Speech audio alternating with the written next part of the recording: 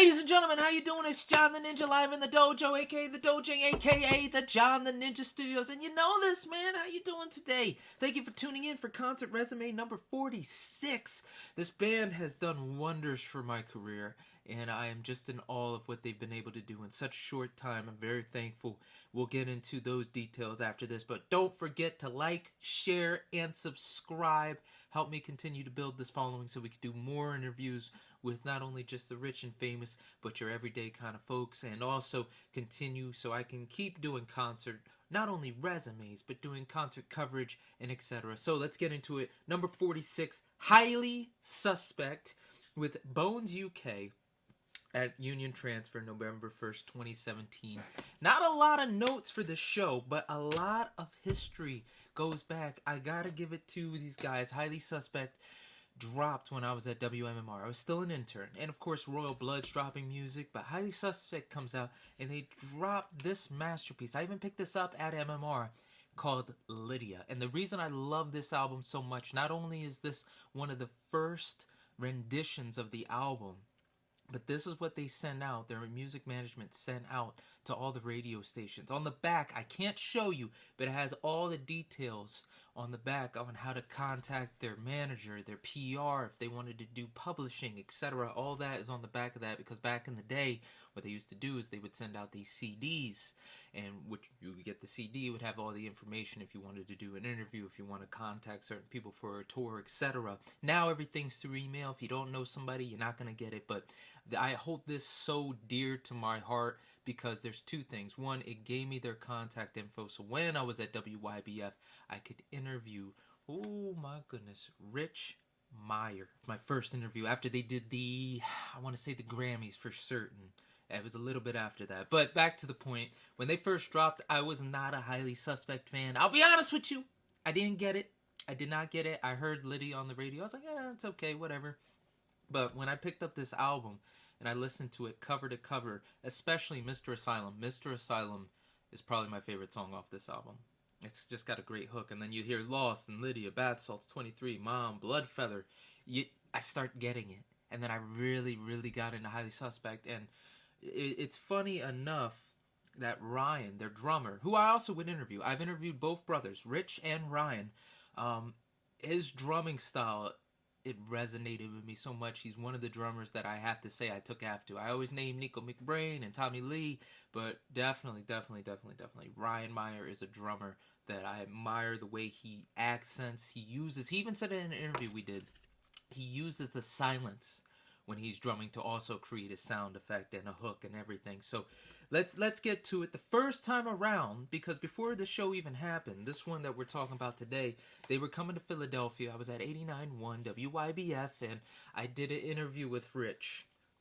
And I knew that they were going to MMR too. So what I did was I woke up. I was still doing overnights at Wawa. This is 2017. We're in the thick of it. Still doing overnights. And I woke up. I did the overnight shift. And then I drove all the way back to St. David. So it's about like an hour 20 drive. And then I went into the booth and I did a phoner with Rich, and it was so good. It was just amazing. It was like my first really, really big interview phone-wise in a professional studio. So it wasn't my biggest interview at that date. It was definitely one that was really, really big because it's like, it's just like everybody else. You're on the phone with them. You got 5 minutes. Literally what happens is they call you.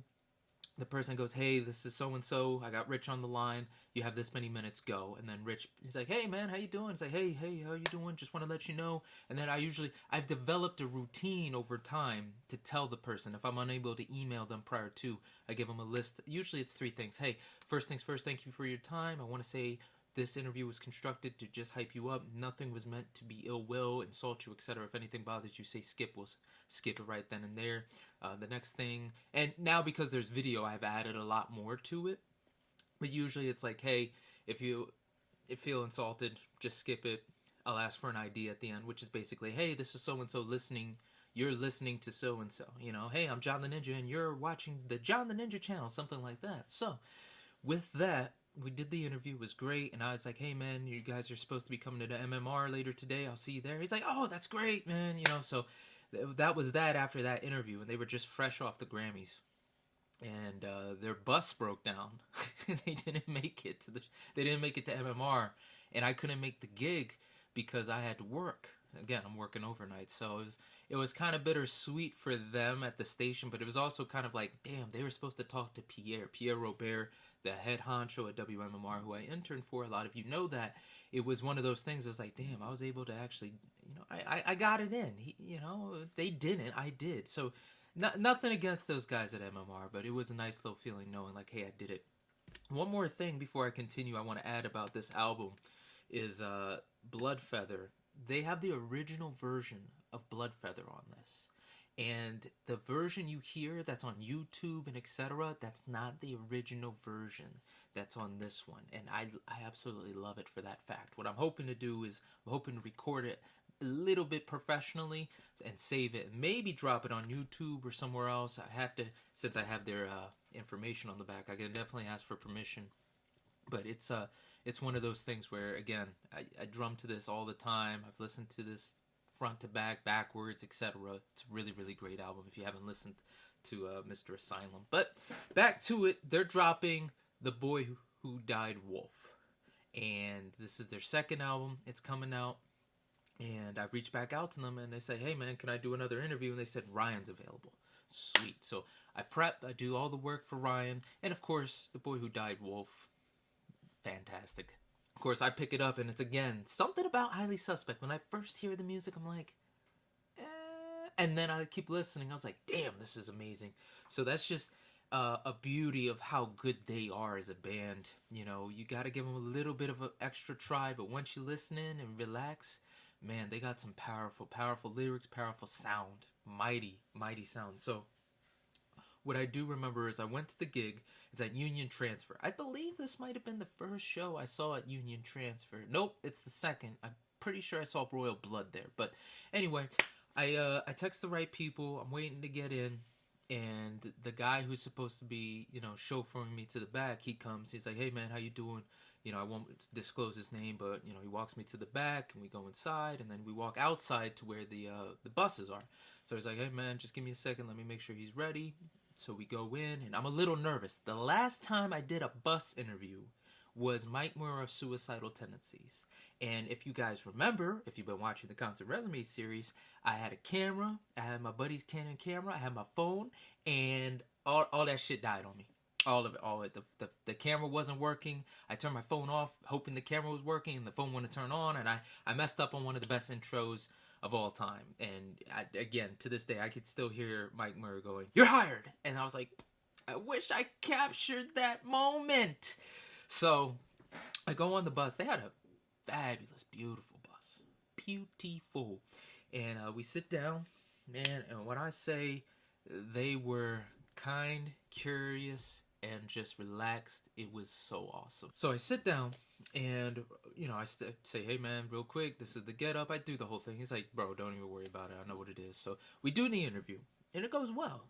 And afterwards, the guys were like, hey, man, literally, after the interview, it's like, hey, thank you so much, man. I just got to say, last time I talked to your brother, he just seemed out there. And he's like, yo, man, he was probably high. And then what he does is he brings out this huge bag of weed. And listen, I did not smoke at the time, but I knew what to look for, considering like my friend group did and all these people I've been around, especially the rock stars at the radio station. When they would come in, they'd be smoking prior to or etc. They'd have it in their bag. Man, that was probably the earliest, most spiraled, good-looking weed I've ever seen in person. It wasn't crushed, nothing happened yet. It was still in its raw form of the plant.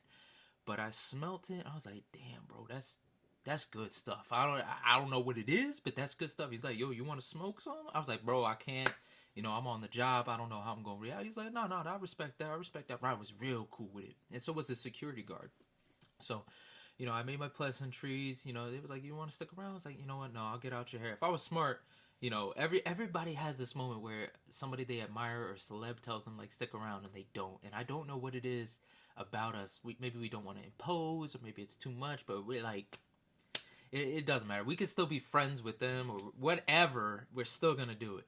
So I said my goodbyes, I did my thank you, and I stepped outside, and I was just over the moon. I was happy. I was done. I did a good interview, and I knew Zack, my buddy, concert buddy Zack. Don't forget about him, people. He was on his way. I bought for his ticket. He always wanted to see Highly Suspect. He wasn't able to see them last time, so he comes, and I purchased his ticket. And so I'm just basically waiting. Now, one fun thing is, I had a knife on me that night. It wasn't like a stabbing knife. It wasn't a butterfly knife. It wasn't even like a really good knife. It was a crappy knife. It was like one of those handhelds like you could put on a keychain.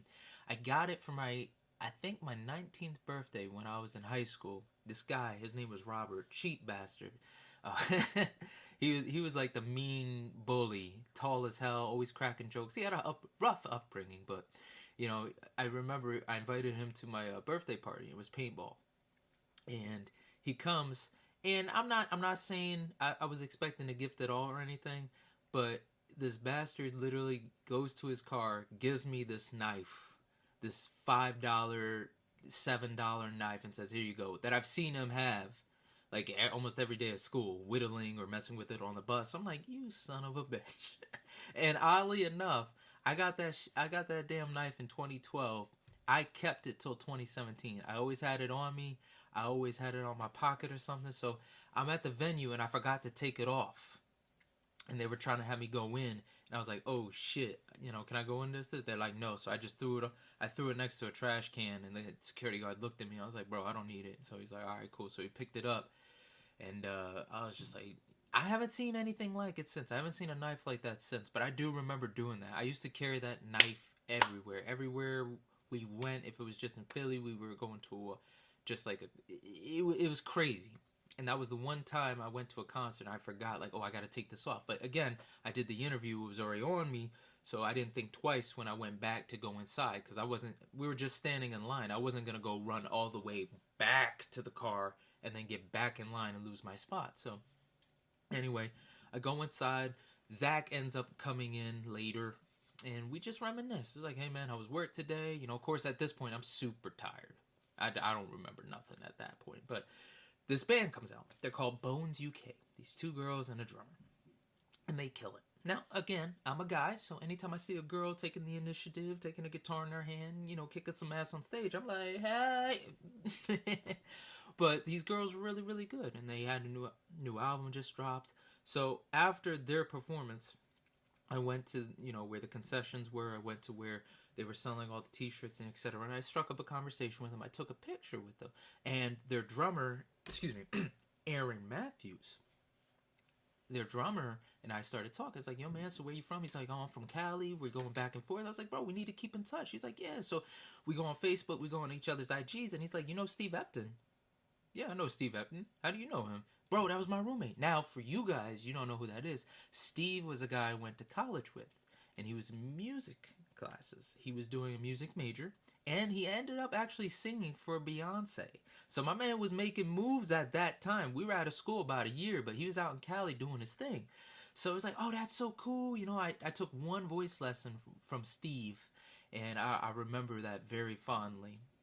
Also, if you guys need voice lessons, I got a girl for you. She's my current music teacher. Hit me up in the comments. Alana would love to teach you. She has you do the whole thing. You're going to be a classical singer and everything. So back to it. We're chopping it up. We take the pictures. I was like, bro, we'll definitely link up later. So we go back to the front. And now it's time for Highly Suspect. Johnny and the boys. And they do not disappoint. But it was weird. It was like, when I remember it, like, I've been to, all kinds of different concerts at that time. But this one was like a mix of, like, if I was at a early punk, 2000s punk show. Like if it was Blink-182 or something like that. And it just felt heavier. Like the crowd was young, they were anxious. But it was like going to a punk rock concert in I would say, a alternative crowd. And I thoroughly enjoyed it. I also think I saw Bill Weston of WMMR there. I think I tried to say hi and he ignored me, but we'll get that. We'll get to that later, Bill. We'll have issue with that later. But I just remember the crowd was so into it. You could feel the pain and the suffering from the kids, and then them giving the energy, and then Highly Suspect shooting it back.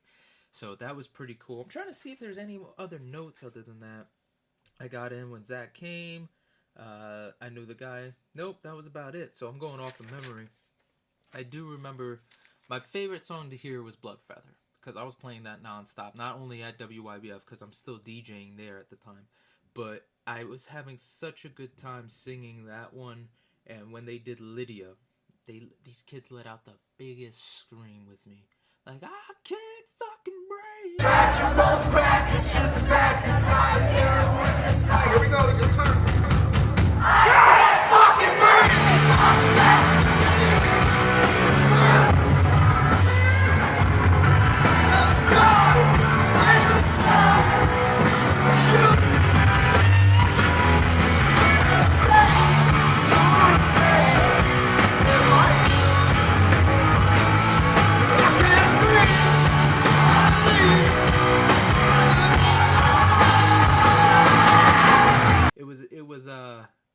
It was something to see. They did not do Mr. Asylum. That's my only, like, damn it, they really should have done that. That's the only song, that was the song I really was looking forward to, but they ended off with the new one, My Name is Human. So it was not a bad show. We came and went, you know, me and Zack made our peace. I think I drove straight home after that. I don't even think we went out to the bar. It was probably like a Monday or a Wednesday. We'll find out for you. Yes, we did. Guys, it was a Wednesday. And the price of admission for me was $0. How I pulled this off, I still can't remember. I think I got it from the radio station. That's quite possible, but I'm not entirely sure. But, yeah. Maybe they hooked me up.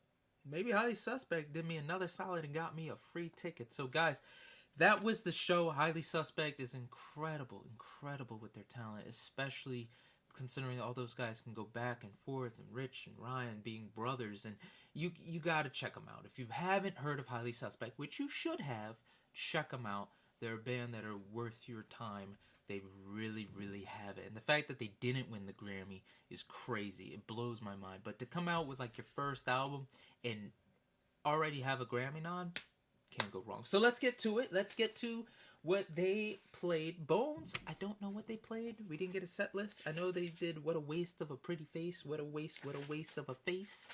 That was pretty great. But we do have Highly Suspect, so let's get to it. They did Bath Salts first, and then second they did Lost. BloodFeather was number 3. Fuck Me Up, pretty great song, was number 4. Serotonia, or Serotonia, I don't know, I can't say it. But number 5 was that one. Round and Round was 6. Viper Strike was 7. 8 was Lydia. That one had the big pop.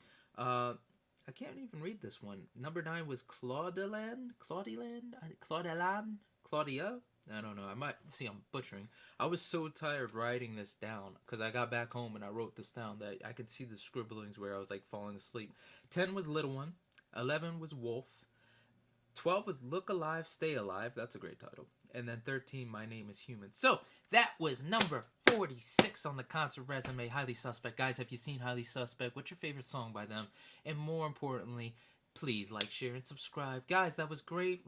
We will see you next time with more content. As always, thank you for subscribing. Thank you for checking me out. Be smart, be mindful, and rock on, guys. God bless you. As always, ninja out. That's right, check us out. You know, the rock fest is cool, it's cool, but this is like even fucking cooler, I'll tell you what. I want you guys to help. I want to hear the loudest F-bomb ever. That was pretty good. Pretty good. Yes, just start saying fuck right now. Just fuck! Cool, that was a nice subtle warm-up. A nice son. Dude, this guy, right? Andrew W.K. Jr. over here is fucking killing it.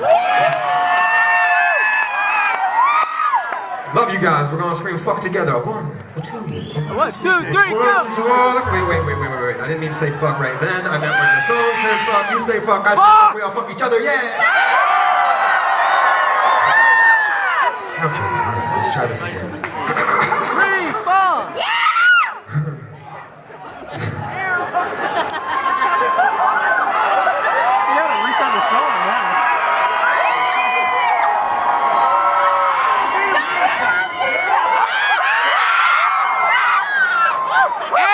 WK got the hat!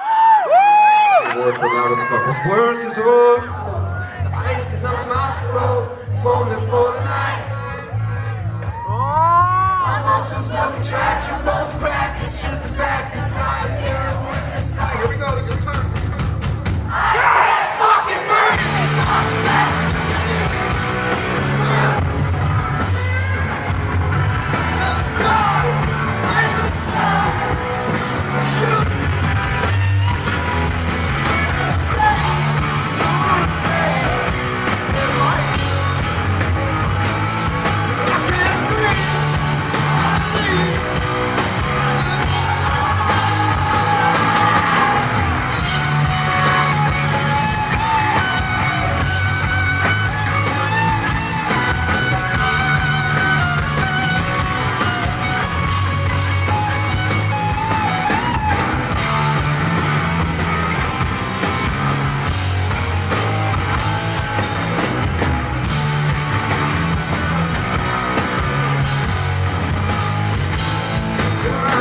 when I'm tempted. Black tears, they don't hide away. And I choose to try. When I turn around, I hear that sound.